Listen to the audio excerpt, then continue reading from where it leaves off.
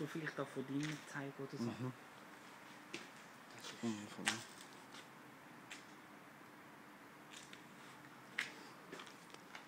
Haben wir ein gutes Auto gefunden hier. Für nicht viel Geld. Also komm ich das Auto präsentieren.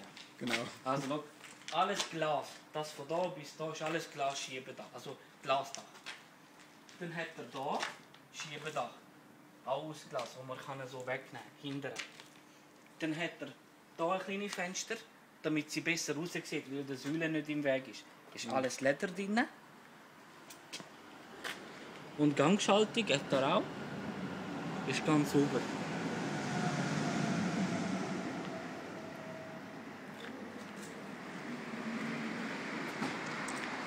Sieht man es? Ja, das ist super. Das ist gut.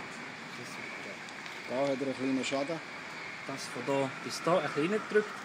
Da unten hat er einen kleinen Schaden. Da unten. Was haben wir sonst noch gesehen? Und vorne hat er auch noch einen kleinen Vorne? Kratzer. Genau da.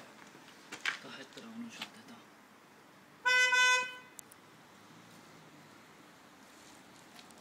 Da. Jetzt kommt der Kollege.